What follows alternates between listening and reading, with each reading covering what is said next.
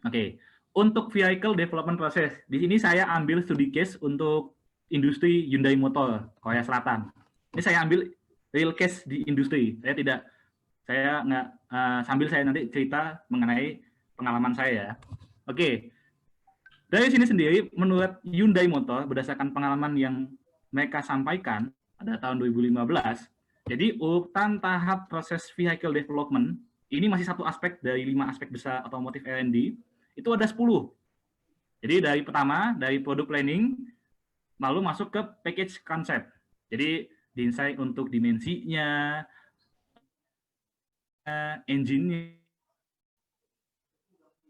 selamatannya seperti apa, itu terus dimensi wheelbase-nya seperti apa. Nah, itu masuk ke package concept.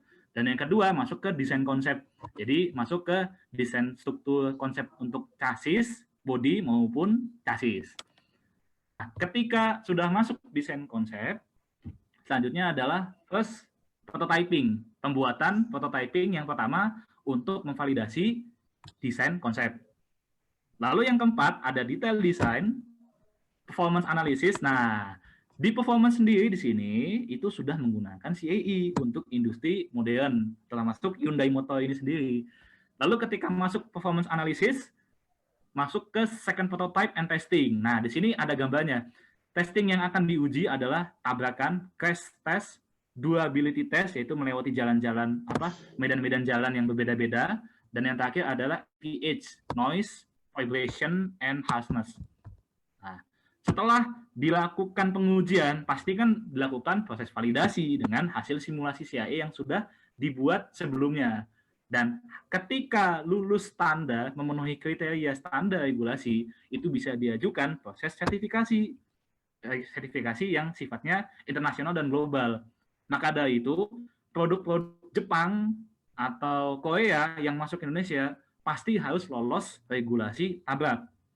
Nggak mungkin masuk ke Indonesia nggak lolos regulasi tabrak, itu nggak mungkin. Karena itu memang prosedur standar internasionalnya. Dan ketika masuk, regulasi oke, sudah tersertifikasi, barulah bisa melakukan proses product launching. Nah, setelah product launching, mobilnya laku, baru mass production untuk skala jumlah besar. Dan di Indonesia sendiri, di industrinya otomotif, itu hanya berada di step 10. 1-9-nya, saya nggak tahu untuk industri lokal ya. Mungkin kalau di industri asing yang berada di Indonesia seperti Astra Toyota, Astra Daihatsu yang merger sama perusahaan asing, mungkin ada proses 1-10 ini, walaupun tidak semua. Tapi kalau perusahaan lokal saja itu masih berkutat di nomor 10 saja, yaitu produksi dan produksi. Dan itu bagaimana kita bisa maju di bidang teknologi kalau 10 aspek di bidang otomotif ini tidak bisa kita penuhi.